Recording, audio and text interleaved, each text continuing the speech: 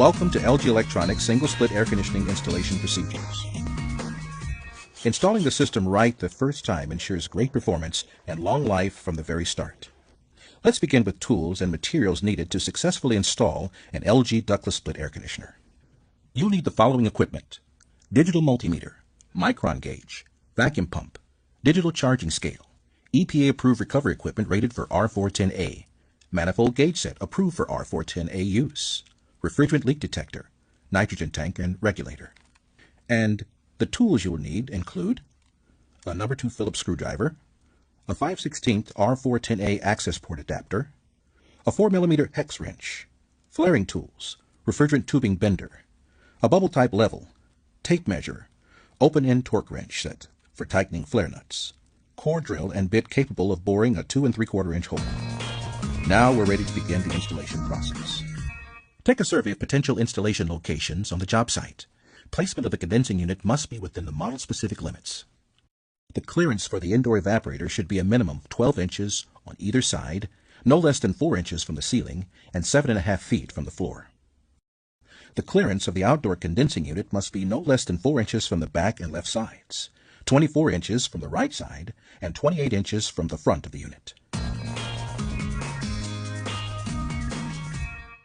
Now it's time to unpack and inspect the equipment.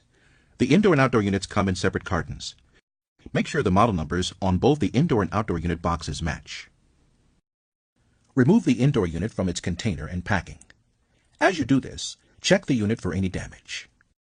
Locate the packet of installation instructions and review the installation steps before proceeding further. Take your time. It will pay off in the long run. Remove the wall bracket from the back of the unit and set it aside. Next, remove the Phillips head screw from the plastic tubing retainer and remove the retainer from the rear of the unit. After making sure there's no damage, set the indoor unit aside. After unboxing the condensing unit, set the rubber mounts aside and locate the 90-degree defrost drain adapter. The adapter must be installed on heat pump models when the unit will be mounted on a wall bracket. This will allow for a 5/8 drain hose to be attached. Now that you've confirmed that the system is free of visible defects, you can begin installing the system. Position the wall plate where the unit will be mounted. Using a level, mark off where the bracket will be mounted. Be sure to use enough wall anchors to hold the unit securely. The bracket must not bow away from the wall at the latch points of the evaporator rear chassis. Using the table in the installation manual, mark off where the wall penetration will be made. Remember to angle the penetration downward for proper condensate drainage. Now it's time to bend the refrigerant lines. Exercise care in bending the tubing. If you're doing a surface mount, use one of the 3 knockouts. A coil spring bending aid is installed on the suction line at the bend to assist you in making this adjustment. Position the black drainage plug on the side that will not be used for drainage. Using needle nose pliers, spread the clamp and attach the drainage tubing. The 18-4 conductor communication cable should be fed through the wall penetration and looped inside the indoor unit for connection later. Bundling the refrigerant lines, communication wire, and drainage tube will help make insertion through the wall easier. Bundle the drain line below the other lines. Proper drainage is dependent on gravity. Take care in guiding the refrigerant and drain lines through the wall penetration. It's always better to have flare connections away from the back of the indoor unit for easier connection and leak detection. Let's head outside to install the condensing unit. The condensing unit can be mounted in one of 3 ways. It can be pad mounted, bracket mounted, or rooftop mounted. For the purpose of this video, we will focus on a pad installation. Position the pad outdoors. Install the rubber grommets on each of the 4 feet of the outdoor unit, and anchor the unit to the pad. Now you can remove the flare nuts from the service valves. These may be discarded if you plan to use prefabricated line sets. Otherwise, these nuts can be flared onto the lines that will be connected to the system. Before you cut, the tubing configuration must be considered for proper oil return to the compressor. Remember the following points. An inverted trap must be installed directly exiting the service valves of the condensing unit. An oil trap must be formed in the refrigerant lines every 16 feet of vertical pipe run. Once the tubing has been cut, deburr the end and position the tubing to prevent filings from entering the tubing and contaminating it. Using good quality flaring equipment is vital. Follow the directions of the manufacturer of your particular tool. Connect the refrigerant tubing, and using a torque wrench, Tighten the flare nuts to the torque specification outlined in the installation manual. Remember to use the second wrench to back up the tightening process. Connect the refrigerant lines to the unit. Next, perform a leak check on the system. Connect the nitrogen bottle with the safety regulator to the service valves of the condensing unit. Pressurize the system to 150 psi-G and let it stand while the electrical connections are completed. This way you can come back to leak check after finishing the necessary wiring.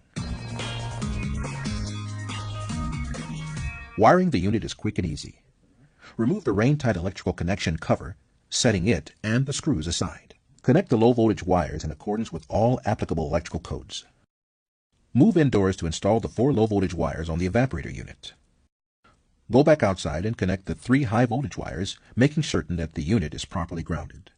Be sure to connect the high-voltage power supply in accordance with the local and NEC electrical codes. Leave the disconnect in the off position. Now it's time to prepare the unit for charging and system startup. Use bubble solution on flare connections to check for leaks. There should still be 150 psi-G of nitrogen pressurizing the line set and evaporator coil. After confirmation that the system is leak-free, the nitrogen can be purged via the service valve gauge port. Your vacuum pump should have fresh oil in its reservoir and be capable of creating a deep vacuum. Connect the vacuum pump and micron gauge to the condensing unit through the manifold gauge set and begin evacuating the system. The pump should draw the system down to at least a 500 micron vacuum within 3 to 5 minutes. This may take longer if the system has a maximum length of pipe connected to it. Allow the pump to operate at 500 microns or less for 30 minutes. Blank off the pump valve and observe the micron gauge. A small amount of drift can be expected. If the value does not exceed 1,000 microns after 10 minutes, evacuation is complete. If, however, the value exceeds 1,000, reopen the vacuum pump blank-off valve and run the pump for an additional 30 minutes.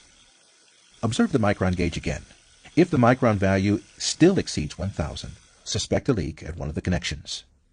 The leak must be found and corrected before refrigerant can be introduced into the system. The condensing unit is shipped with a refrigerant charge sufficient for 25 feet of line set. If your particular installation is more or less than 25 feet, a charge adjustment must be made.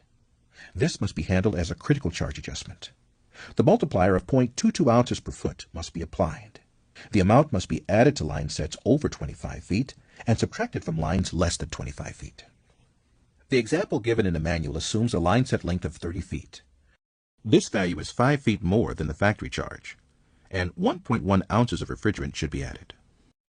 But if the line set is less than 25 feet, the amount must be subtracted from the equation. In this case, 1.1 ounces of refrigerant should be reclaimed from the unit. To accomplish this, remove the valve caps from the service valves to access the valve stem. Front seat the back-seated valves by using a 4 mm hex wrench. Reinstall the seating valve caps to prevent refrigerant leaks. The system must now be started. Energize the outdoor disconnect. Then move indoors to turn the system on. Now we can finish the job by balancing the refrigerant charge. Let's finish the book example of 30 feet of line set. You can now make the 5-foot adjustment by multiplying 0.22 ounces times 5 feet, which equals 1.1 ounces of refrigerant that you must now weigh into the system. R410A is a blend and must be charged in its liquid form. Also, use approved EPA practice for refrigerant removal and charge adjustment for line sets less than 25 feet in length, and while adding refrigerant for line sets longer than 25 feet. Move to the indoor unit and use the remote control to select the cooling temperature. For heat pump units after cooling verification, select the heating mode and confirm correct heating operation, as well as the ancillary functions such as chaos and sleep modes. The unit is now ready to be put into service. Please remember to turn over the installation and owner's manuals to the customer for future reference. Installation of single-split air conditioning systems can be done expertly and efficiently if you follow these steps. Site the installation correctly. Unpack and inspect both units. Install the interior unit according to direction. Install the exterior unit as instructed. Wire the power according to code. Check for leaks with a micron gauge. Evacuate and charge the unit with the exact amount of refrigerant. Thank you for watching and enjoy expert installations.